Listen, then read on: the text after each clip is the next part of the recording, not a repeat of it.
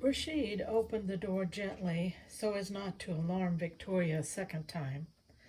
His pounding heart and Victoria's slumberous breathing were the only two sounds in the room.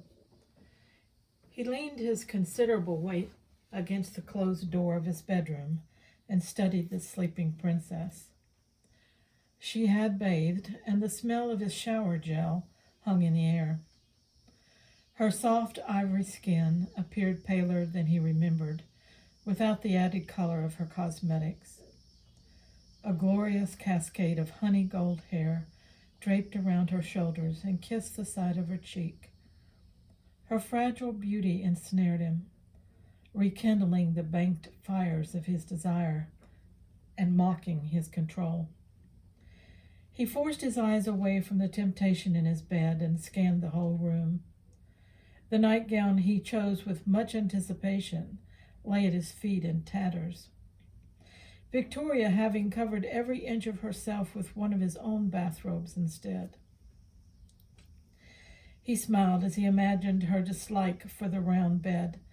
Since there were no corners to hide in, she had positioned herself in the middle with every available pillow surrounding her like a barricade. Her body lay draped across one side of the barrier. In her hand lay a shiny green can of air freshener, her weapon of choice, no doubt. Rashid knew his tenacious wife had not intended to fall asleep while on guard. He slipped the canister from her fingers. One curl of her damp golden hair slid down to lay on her bottom lip, which showed the smallest hint of a pout. Tiny freckles sprinkled the bridge of her nose, and her topaz-tipped lashes rested gently on her cheek. Curled in her circular barrier of pillows, she looked more like a kitten than a woman. He thought her small before, but now she seemed almost childlike, a fact which did nothing to ease his conscience, since other parts of his body ached to know this woman-child in his bed. She tugged one of the pillows tighter to her body and whimpered. For the first time, he tried to think about the day's events from her viewpoint. Since he had never considered his wife's viewpoint could be any other than his own, the exercise was fruitless. It was the natural order of things between husband and wife, having always been so with the women of Ahalamin. A woman's place was to accept the arrangements made by her father for her future, especially in the choice of her husband.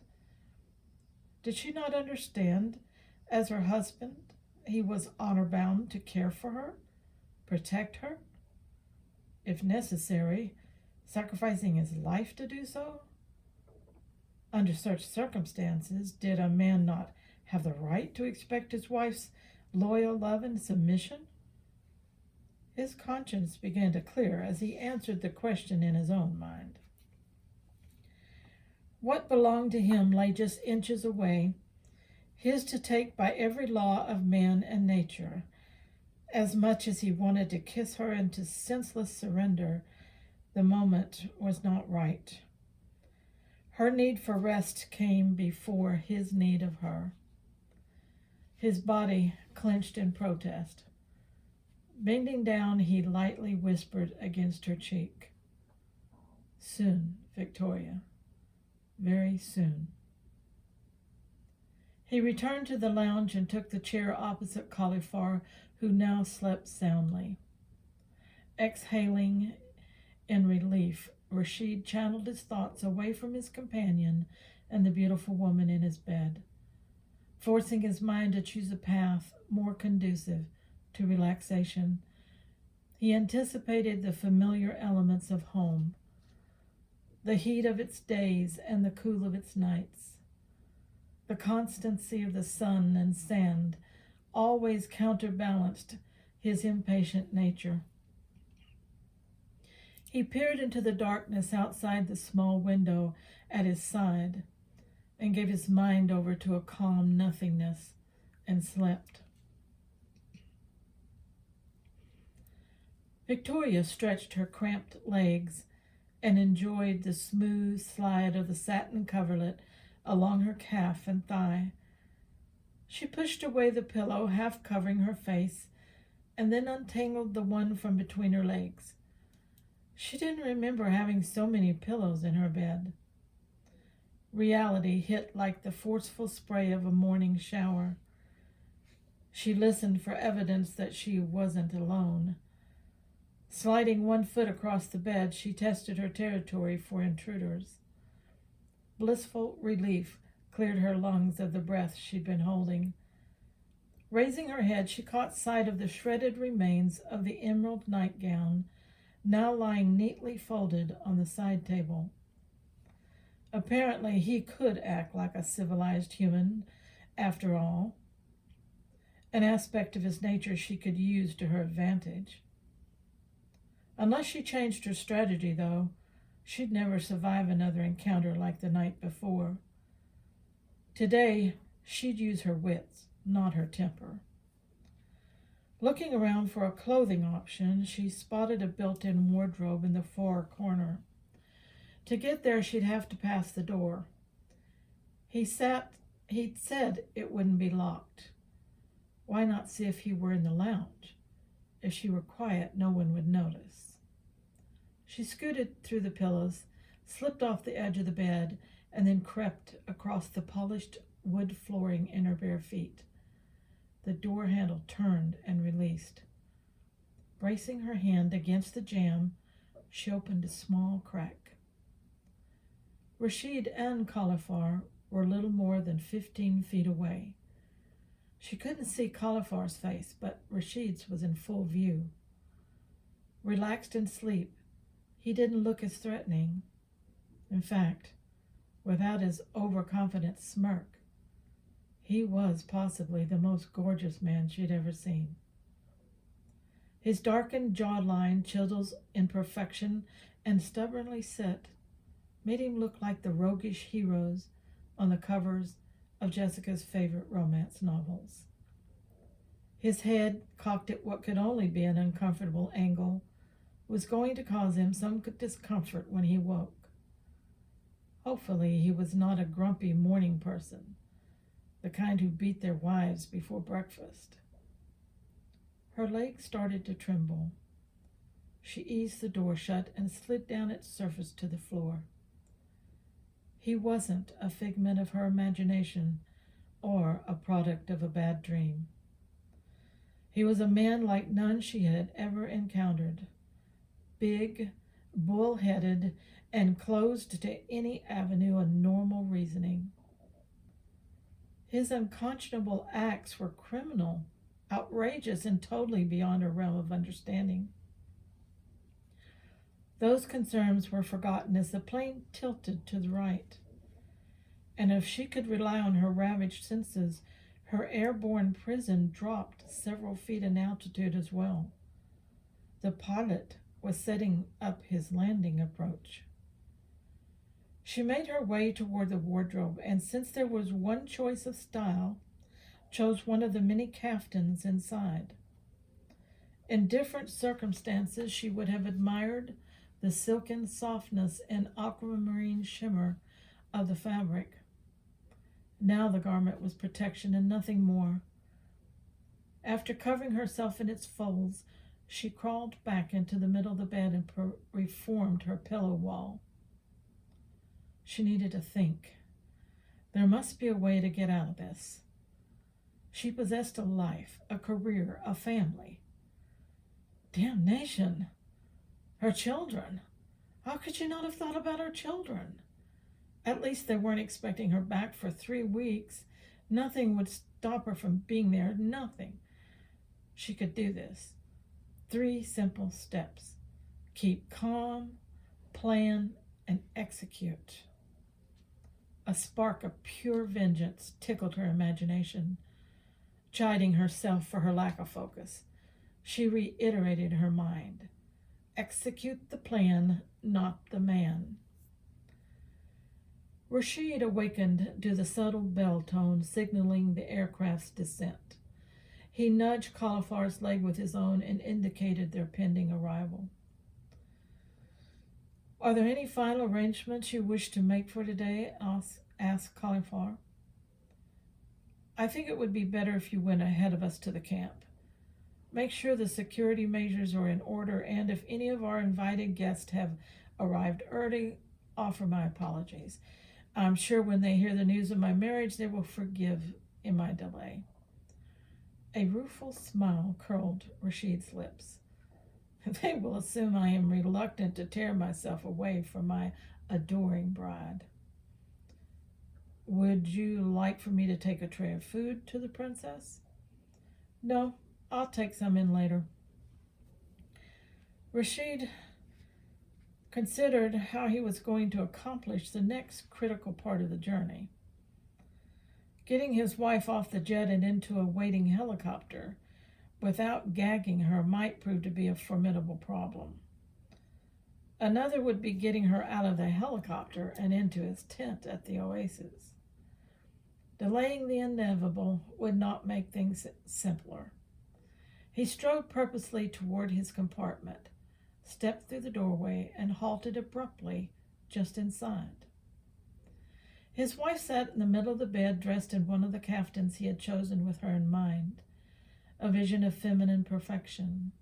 She dropped her eyes in a perfect imitation of shy innocence and curved her lips in a demure smile. Never was there a more resourceful woman, or determined one for that. He would be the fool she took him for if he believed her performance, even though he was intrigued. Why not see how far she intended this act to go? He relaxed his stance and shut the door. Moving to the edge of the bed, he waited for her to raise her eyes to his. When she did, he returned her smile with one of his own, raw, untamed, and hungry. Golden eyelashes fluttered and dark pupils widened in surprised arousal. Her reaction sent a wave of desire burning through his belly and soothed some of the prior day's humiliation. I hope you've got coffee in your hand and you intend to share. Her voice seduced with its shy inquiry. Just what she intended, he was sure. He placed the coffee tray on the side table and handed her a cup. I'm pleased to see you looking rested. Sleep seems to have improved your, shall we say, eruptive nature. He chuckled at the momentary flash of temper in her expressive eyes. Yes, well, these are extreme circumstances for me. I do have a small problem with my life being taken over without my permission. However, I apologize for the damage I seem to have done to this room, and, of course, I hope I didn't bruise your leg too badly either.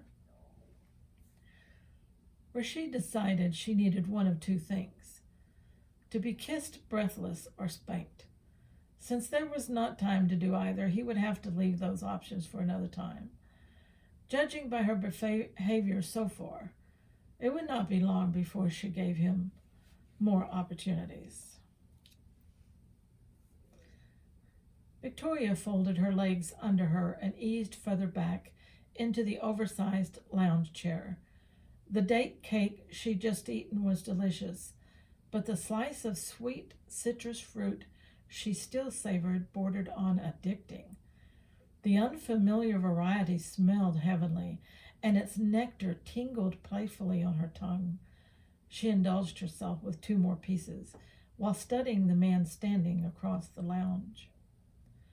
Loose-fitting black trousers encased his legs and disappeared into black boots fitted tightly to his calf. The cream linen shirt covering his wide shoulders hung loose over the top of his pants. With long sleeves and an open slash in front, it gave him the appearance of a pirate. Victoria scolded herself. A desert prince was bad enough, but a desert pirate? If she weren't careful, she would be writing romance novels soon. Well, why not? She was living the perfect plot. All she had to do was rewrite the pirate's chosen ending, twist the storyline to suit her own idea of happy ever after, and she'd have a bestseller. As cover art, he'd certainly sell books.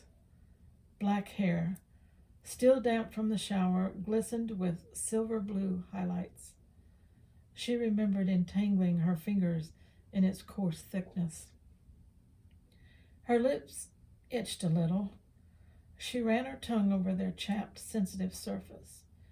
She wondered if the unfamiliar fruit she'd just eaten could cause such a reaction. Who was she kidding? Her lips were sore because Rashid's fevered assault on them the night before. The very mouth, which at this moment was tilted upward in a mocking smile. A slice of fruit caught in her throat, sending her into a spasm of racking coughs. He'd been watching her, watching him. Smug satisfaction defined his expression. Mortified, she launched into conversation. Well, what comes next? I suppose you're going to impress me with your royal residence. All princes live in palaces, do they not? Is not every man's home his palace? Replied Rashid. You will soon be able to judge my home for yourself. Now, however, there are other matters which need explanation before we depart. Well, like what exactly?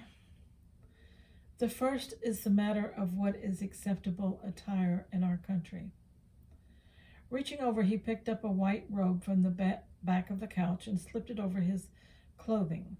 Next, he covered his dark hair with a white scarf-like material and secured this with a black circular band. Clothes really did change a person. He'd appeared almost companionable before donning the robe. Not any longer. The second robe he held out to her. You must be covered when in public, or in areas, or in the presence of men other than your immediate family. The robe is a smaller version of my own, and the other is a simple head covering.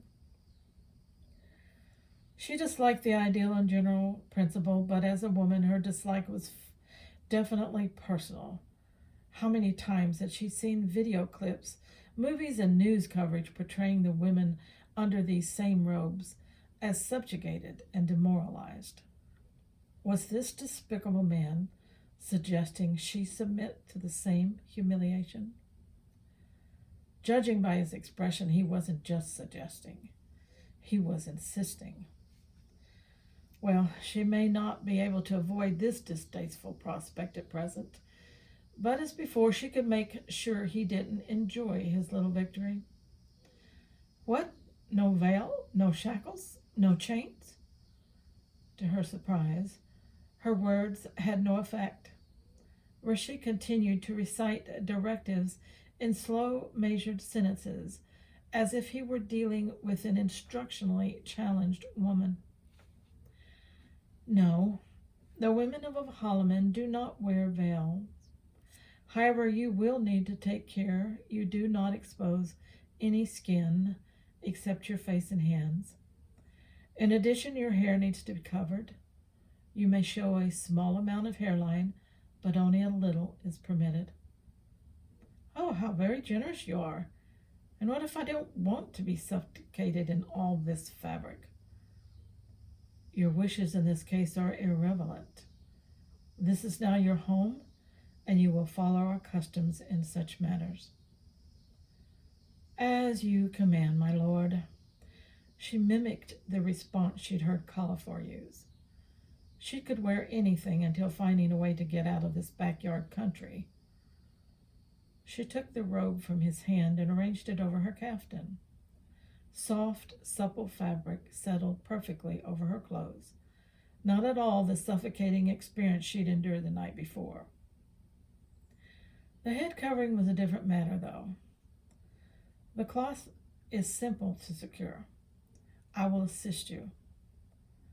Rashid took the scarf and, with an economy of movement, secured the ends in place. With a little practice, you will soon master this technique. I don't foresee being here long enough to bother with practicing. Now, what other unpleasant surprises do you have for me? He studied her a moment, as if considering how best to say what was on his mind. She hadn't asked the question with serious intent, but it seemed obvious the man did have more rules to impose. When in the company of other men, you do not speak unless invited to do so, and you are never to touch a man even in a casual way. Thank goodness. At least one I can agree with, assuming the restriction includes you too. With a patient sigh, he continued, a wife never addresses her husband in public unless he speaks to her first. In private, you may speak as you wish. Lifting one eyebrow, he shot her a warning look, as long as you speak with respect. Oh, this is ridiculous. Are these rules just for me, or are all women second-rate citizens in your country? These are the ways of our people. Change takes time and cannot be rushed. Our women enjoy more freedom and opportunity than they did 20 years ago. Someday they may even be up to your standards. Until then, you will respect their way of life by honoring their traditions. They're not my people. It's not my way of life, and certainly not my standard of conduct. He took another long breath. Many more of those, and he'd hyperventilate. His expression indicated he was considering whether to kill her now or wait for a public execution. In the end, he ignored her objection, as usual. In public, you will be expected to walk discreetly behind me, never at my side. Well, why doesn't that surprise me? 2 male attendants will accompany you whenever you are away from the palace. Your safety is their responsibility. Never initiate conversation with them. If they give you a command, obey without question. Isn't this asking a lot? I don't know these men from Adam. I chose these men myself. In my absence, they are your protectors. Consider them an extension of me. Your life may depend on them. She hadn't given the need for security a thought until now. Not only had Rashid kidnapped her, he'd also put her life in jeopardy as well. Surely there was some law to cover his criminal behavior, one which would keep him in solitary confinement for the rest of his life. She would investigate the possibility when she made good her escape. Meanwhile, false capitulation was her best strategy. What if I want to go shopping or take a little sightseeing trip? You will never, and I do mean never, go out without your escort. As for travel, married women seldom travel without their husbands. You cannot cross the border or procure a travel visa unless I accompany you or you have written consent. Outrage for both herself and the other women in this forsaken place boiled her blood. The whole country with nothing but a penal colony for women. With her movements restricted and monitored, her escape options were dwindling one by one. Her only chance of succeeding was to convince Rashid to trust her. Maybe then she could slip through a crack in his archaic system. Do you understand everything I've said? Her power of understanding wasn't in question, but her ability to keep a civil tongue was. She masked her disdain in a flippant gesture, giving him an exaggerated curtsy. Since I have no other option, I will do as you ask. Then I suggest you drop the sarcasm. Another thing, Victoria. If we are in public and I speak to you, keep your eyes lowered. This is a rule which applies to any man who invites you to speak. In Ahalamin, for you to meet the eyes of a man, as you are accustomed to do, is considered to be an act of disrespect. Rashid, I do believe you need to give me an illustrated manual. I don't think a mere female such as I can remember all these rules. She expected him to level one of his arrogant smirks in her direction. Instead, shock kept her silent when he clasped her left hand in his. Since we both know you are a very intelligent woman, I do not anticipate a problem. With his free hand, he reached into his pocket and brought out a set of rings, which he slipped on her finger. They slid snugly in place as if they were going home. A large yellow diamond adorned her ring finger, accompanied by a platinum band crafted with delicate filigree. It is not our custom to exchange marriage rings. Nevertheless, I wish to honor you by sanctioning one of the important traditions of your culture.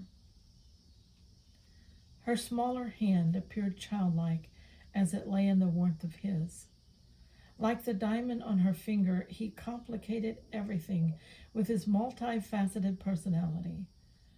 Stunned by his unexpected gesture, she barely managed to articulate a polite thank you. Rashid smiled and turned her hand, palm upward. If the ring pleases you, then I am rewarded. I didn't say anything about being pleased.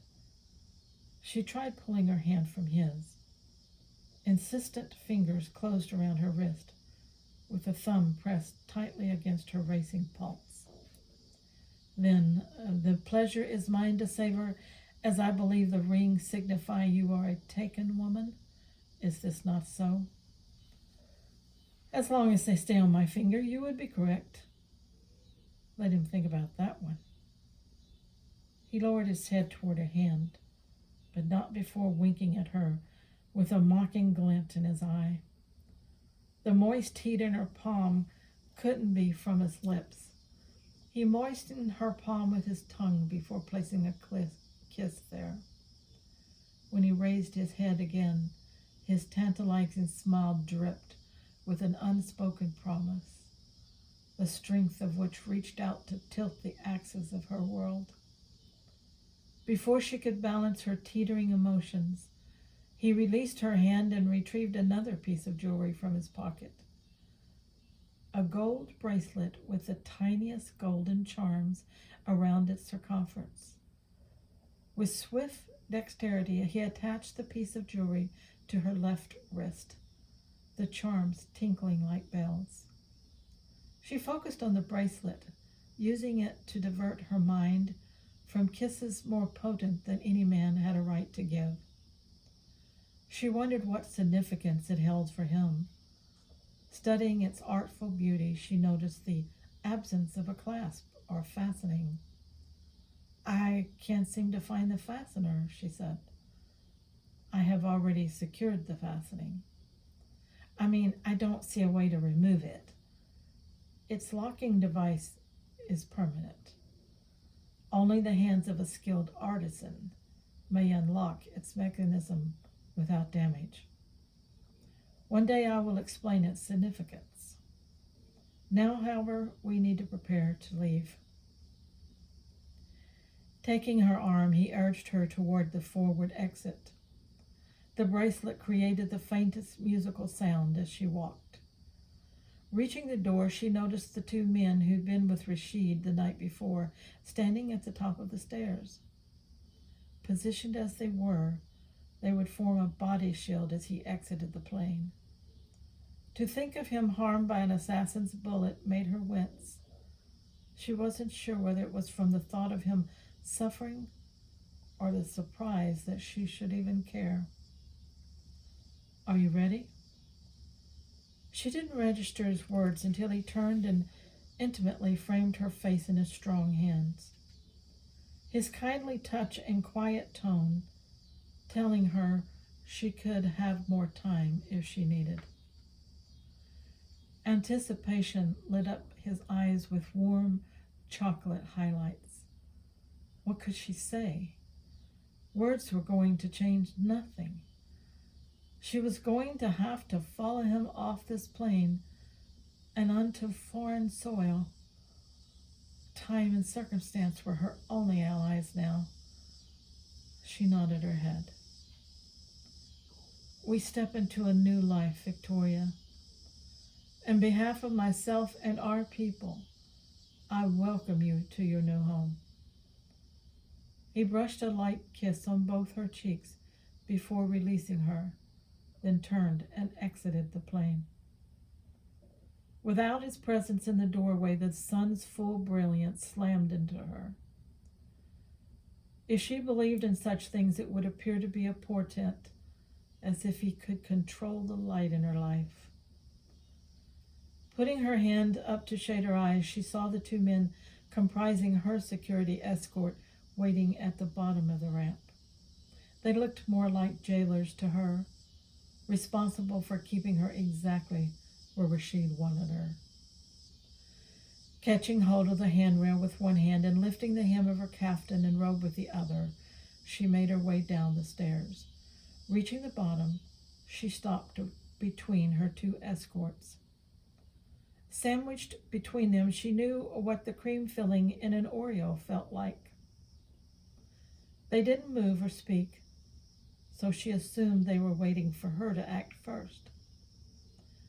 Glancing around to find Rashid, she spotted him several yards away, heading not for the modern-looking terminal, but for a rather menacing-looking helicopter. She took a step in Rashid's direction.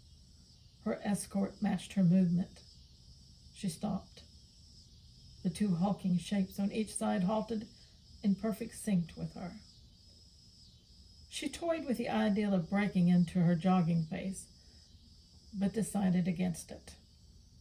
Antagonizing Rashid wouldn't strengthen his trust in her. Instead of speeding up, she slowed her pace to a stroll, giving her a chance to observe what she could about her immediate surroundings.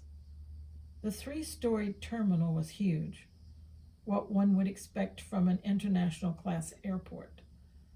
3 planes were docked and ready for loading. One she recognized as belonging to British Airways. Trams carrying luggage and other cargo sped back and forth around their massive shapes.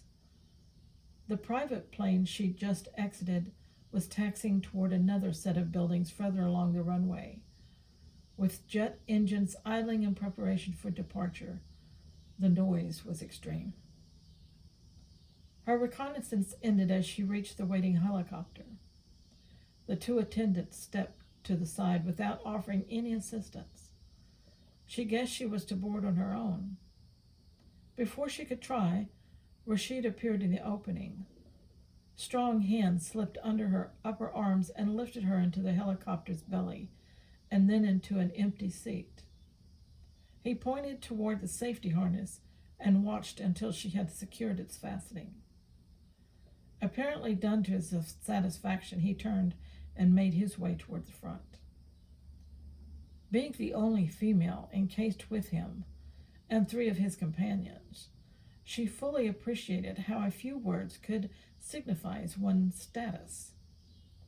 Without them, she was no more than a large sack of cargo, loaded, stored, and ignored. To her surprise, Rashid took the pilot's seat. She rechecked her safety harness. How badly she wanted to ask if he possessed a pilot's license. Remembering his earlier instructions, though, she chewed her lip and kept silent. A slight jolt, and the helicopter lifted off the ground. After a few minutes without mishap, she began to enjoy the panoramic view of the city below. The modern architectural landscape appeared almost new. The tall office buildings, hotels, and apartments of glass and steel would look natural to any large city. Public parks, large gardens, and 2 good-sized lakes made a pleasing, tranquil scene. She had even caught a glimpse of a small herd of elephants and several giraffes in what appeared to be a spacious zoo or wild animal park. The modern soon gave way to older buildings with domed roofs, several supporting beautiful towering spires, all jutting toward the sky. Very exotic and ancient, they reminded her that this part of the world was the very cradle of humanity. Mutinous sparks of adventure teased her mind. To explore this strange world might be worth dealing with Rashid. Another advantage would be the modern communication and transportation options available in a modern city. Rashid didn't know how resourceful she could be when given an opportunity. As she studied the landscape below, she played with several escape scenarios in her mind. The American embassy would be her first choice. Once there, she would be as good as free. Rashid may be a man of immense power in his own country, but not in hers. Her American citizenship would be the ticket out of his world. With it, she could shrink his arrogance to that of a tadpole in Lake Superior. How sweet, she thought. For once, she would be in control. The repetitive scenery below unfolded like a huge, age-darkened scroll. When had the city disappeared? The green urban environment had given way to the copper, cream, and tan of sand and rock. This was unexpected. She assumed the palace would be close to the airport, certainly in a large city. Perhaps she worried for nothing. Surely this country would have more than one city or airport. Dune after dune passed below her. 2 hours of the same barrenness, and still no city. The helicopter suddenly tilted and turned to circle a small encampment before lowering to rest on a flattened area. Now she was more than worried. She was furious. Of all the dirty, underhanded maneuvers at his disposal, this was the worst. Except for a small oasis surrounded by 10 or 15 large black tents, there was nothing of any consequence in sight. No palatial palace, no road, no airport, no nothing. For her sake, she hoped this was a temporary stop. With the helicopter safely on ground, Rashid cut the engines. Then one by one, he and the other 3 male passengers exited without a glance in her direction. She watched his straight back as he walked far enough to clear the rotor blades and stopped. Turning toward her, he gave a small hand gesture, indicating she should follow him. She gave his offer some consideration and then dismissed the invitation. She was not moving. After another few minutes, her impatient husband did. Levering himself back through the helicopter's side opening, he again blocked the sun from her face. "Victoria, you need to exit the helicopter." "Why? Surely we are just stopping for fuel or something. I'm not in the mood for sightseeing. I'll stay here while you do whatever you must." "No, you will not.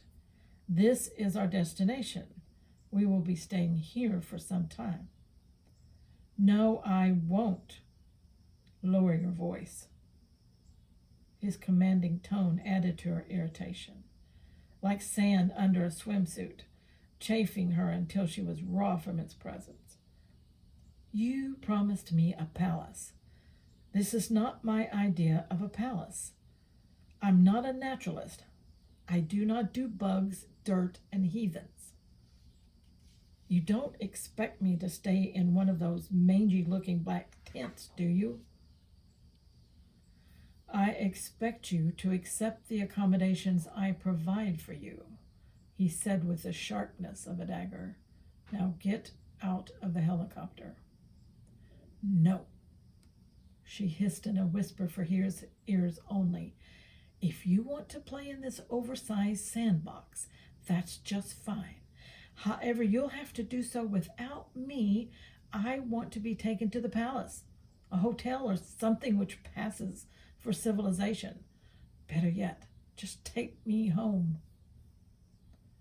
"Your home is where I am, and at the moment I am here. Do not argue further. Get out of the helicopter. Victoria quickly ran through her options. 0 options didn't take long. The sound of multiple voices drew attention to the crowd gathering in a perimeter around the helicopter. Who were these people, and why were they circling them? Rashid reached across her. The latch on her harness gave way. If I have to drag you out and carry you, you will lose honor with these people. I, on the other hand, will gain quite a bit of respect. Is this what you want? Dignity was a commodity she'd learned to value in life. Dignity equaled credibility, and credibility was everything in the world of high finance. She didn't know how credibility was going to help her here, but no matter, it was all she possessed. Get back and don't touch me. I'll get out by myself. Something easier said than done, with an unexpected breathlessness making her dizzy. Remember, said Rashid, walk behind me and keep your eyes lowered. No problem. I can't stand the sight of you anyway. Without bothering to give her warning, Rashid lifted her to the ground and then walked back in the direction he'd come. She followed in his footsteps. As they made their way toward the circle of robed figures, a huge shout split the air. Her first instinct was to run until she realized the commotion was some type of welcome for Rashid. Her escorts had disappeared along with Rashid's bodyguards. Evidently, security was not an issue here. Little did they know. If she got the chance, she was going to kill this man herself, and damn the consequences. Walking in sand, which shifted under her feet one moment and mired her shoes the next, was taking all her concentration. Her abductor, at the very least, could have provided her with footwear fit for her surroundings. If she tripped and fell in front of all these people, she was for sure going to kill him. Victoria hit a solid barrier and came to a jarring halt. With her thoughts on murder, she'd not noticed Rashid stopping to converse with a small group of men. She had walked straight into his back. What sounded like a subdued snicker caused her cheeks to color. Victoria, when I said to keep your eyes down, I did not mean on the ground. Not exactly sure what he did mean. She raised her eyes to where his belt buckle should be.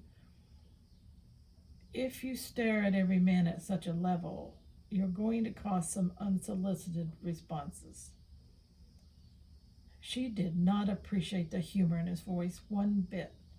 He was getting an excessive amount of enjoyment out of her discomfort. Biting her lip to keep a ready retort from escaping, she raised her eyes to his shoulder area and held them there. She seethed with humiliation. If she were not trying to lull him into a false sense of trust, she would tell him and this crowd of barbarians just what she thought of this godforsaken place and its ruler. Much, much better. Now you can see where you're going. Come now, if you keep biting your lip, you are going to make it bleed. If you have something to say, just do so. Victoria unclenched her teeth and then whispered, I really, really, really hate you. Rashid threw back his head and laughed with complete abandon. As if this were not insult enough, he turned and said something to the group of men who laughed with him. Victoria seethed while the voices around her took on the odd sound of buzzing bees. Her skin, which had been itching for some time, began to sting from the heat. How long was he going to keep her standing in the sun while he and his friends laughed at her? Her throat was tight and dry. Her lungs burned. Even her vision was shifting in and out of focus. When the sand rolled beneath her feet, she grabbed Rashid's arm with both hands and sank to the ground. Her body jerked with uncontrollable spasms. Gasping, she sucked the tiniest amounts of air into her depleted lungs. She could hear Rashid barking commands as he scooped her up into his arms. Their bodies lifted and fell with his running stride. She knew when he laid her on something soft and cool. Too weak to move, she couldn't protest when he shoved the skirts of her robe and caftan up to her waist. A stabbing pain in her upper thigh, accompanied by a rush of pressure in her head, pushed her into sweet oblivion. Victoria broke through a thin veil of consciousness into wakeful confusion. She lay on her stomach in a large round bed inside a room with black cloth walls. She breathed deeply, then exhaled to the count of 8, an exercise she often did to relax and clarify her thinking. Her dizziness cleared, and her memory kicked into instant replay, dredging up a detailed slideshow of her arrival in a desert oasis filled with strangers in black tents. That would explain the walls surrounding her. But another round bed? Did the man have an obsession for round beds? She needed more information. Pulling her arms up and under her chest, she lifted her upper body. An overwhelming mistake. Except for a thin cover across her hips, she was naked. An earthquake could not have shaken her more. She trembled from the shock. Then something wet slid up the back of her leg. She lowered her chest back to the bed and turned her head to see what was happening. She looked straight into Rashid's grinning face. She groaned and wondered if it were possible to induce an unconscious state. Anything would be preferable to returning to this nightmare. Her criminally insane husband sat on a low stool beside the bed, holding a small bottle of pink lotion, which looked ridiculously out of place in his big hands. She didn't like putting together the fact that his fingertips and the back of her legs were the same color. His smile was a revelation, open, joyous, and inviting. His eyes actually twinkled with mischief. He looked just like Aaron when he was caught doing something she would not like, but was sure she would forgive him for anyway. "It pleases me you are awake again. Are you in pain?" I am not sure," stammered Victoria. Where are my clothes?" "The doctor recommended your skin not be covered until the rash has completely subsided. Perhaps in 2 or 3 days you will be able to get up and dress." 2 or 3 days? What doctor?" she groaned. "The one I consulted by satellite communication. He assured me the small blisters will heal properly if exposed to the air." What happened?" she asked hesitantly. "You are highly allergic to a new variety of hybrid plum, the fruit you ate on the plane. You experienced a severe reaction which hampered your breathing." "I thought I couldn't breathe because of the heat. What happened then? Did you give me something?" "We keep a fully equipped first aid kit here on the helicopter. I administered an epinephrine injection. The medication restored your breathing to normal.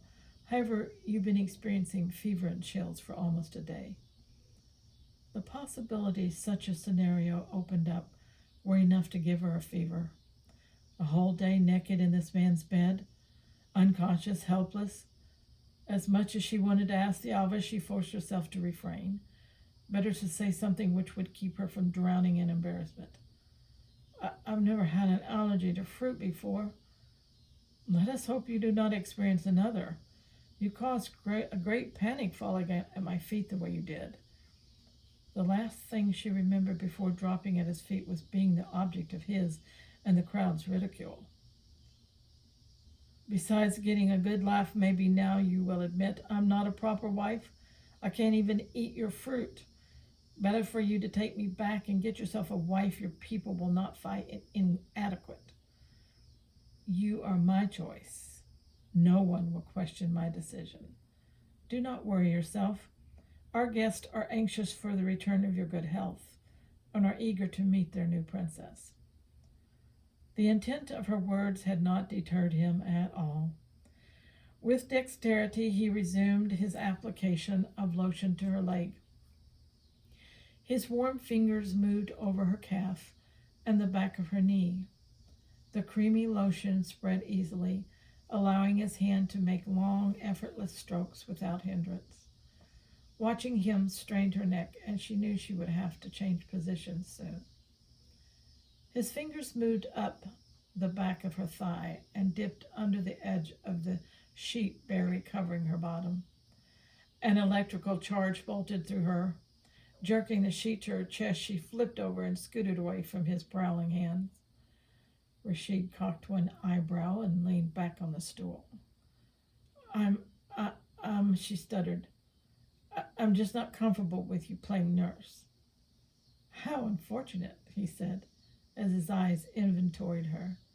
I have quite enjoyed the new experience.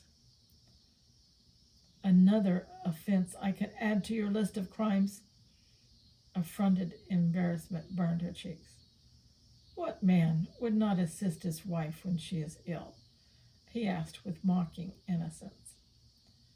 We're not really, we're not, I don't want this kind of assistance from you. Rashid sat the bottle on the chest behind him and rose from the stool. Before Victoria could anticipate his next move, he sat beside her, pinning the covers under his weight. She shrank back as he leaned over her and braced his hands on either side of her head. Smelling like warm sunshine and mint, he seemed harmless until his eyes traveled the length of her body and returned to linger on her hand, now clenching the sheet to her breast. You are very beautiful. Do you know that? Due to her fastidious choosing, she had no intimate experience with men other than an occasional kiss, and her experience with deranged men of royal blood was non-existent. She should have read more romance novels. Mr. DeVar, I would appreciate you respecting my space. I don't like being crowded. This bed is large enough for 6 people. Surely you cannot feel cramped. You know what I mean. I don't like being touched, least of all by you. Sparks blazed in his eyes, and his voice dripped with ridicule. Your defiant little mind may not like the idea, but I assure you, your body enjoys my touch very much. What a despicable thing to say. What kind of a man would take advantage of a defenseless woman? Have you never considered advantage an opportunity to be similar, and a woman's defenselessness to be more a state of mind than body? As to what kind of a man I am, certainly one not pleased to contend with an argumentative wife. I'm your wife by trickery, which doesn't count in my book. Then it would be wise to consider mine, because you are my wife by arrangement, and my book is the only one which matters. An unyielding hand slid under the back of her head, and he lifted her up easily as he would lift a cup. To her surprise, his mocking mouth was gentle, almost reverent, as it pressed against the corner of her tight lips, skimmed across her jaw, and caressed the underside of her chin and neck. Victoria knew the needy moan she heard was her own. When he lifted his mouth from her neck, his eyes engaged hers with molten intimacy. Her flesh went cold, then hot. Expectation parted her lips and shortened her breath to a pant. He lowered his mouth to hover over hers, but withdrew before their lips touched. Instead, his moist lips remapped her cheeks, forehead, and nose, everywhere but her mouth. Her pulse raced, threatening to explode in her head. Wanting him to take more, she followed his lips with hers. Your mouth, even now, begs for mine, and soon your body will do the same. How long will you be able to deny them what they need? Like a slap in the face, his words stung. How could she be so pathetic? The hands clinging to his shirt pushed against his chest. I don't need anything from you. My wife. If ever there was a woman in need, you are foremost. As your husband, I intend to fill all of them and give you great pleasure as I do. I will teach you how to be the woman you were meant to be. If his stated intentions weren't a threat, she didn't know what else to call them. If he thought she was student material, he was in for a rude awakening. You conceited, self-centered fool. When I want to learn the skills you have in mind, the teacher will be a man of my choice. In case you haven't gotten the message, the steely grip on her shoulder stung as he pressed her back against a hard mattress. Her mouth was smashed under the angry pressure of his. The carnal pillaging devoured her tender lips and breached their barrier, forcing her recognition of him. He took what he considered his, staking a claim even she couldn't deny. Shocked by his actions, she tried to conjure up a little bit of disgust. Instead, her defecting emotions embraced this foreign intruder. She became no more substantial than a fictional character, one Rashid twisted and turned to fit any scene or drama he wished. He made her live, feel things never before imagined. Each encounter left her breathless and one step closer to his predetermined conclusion. Mercifully, his lips broke from hers, his words sounding like dialogue in the story she imagined. You belong to me. No man would dare touch you as I do. Your body will know mine, only mine. Never dare say such a thing to me again. The mattress bounced as he lurched to his feet. Did she have a death wish? Why couldn't she muzzle her tongue? Ironically, her tongue had always been her best defense, but she'd never met a man her sharp tongue couldn't conquer. Rashid stalked from the room, leaving her gawking as a rigid back. An uncomfortable revelation took shape in her mind, exposing a thinly veiled truth. She had challenged him on purpose, tested him to see where he would draw the line. Some part of her respected his strength and dominance. Another part wanted to bring him to his knees. Her actions were reckless. Only a fool played a game before they knew the rules. For once in her life, she didn't care. Each time he was near her, he lit the fuse to every emotion she possessed. She wanted to conquer him, but first, she needed to learn to control him.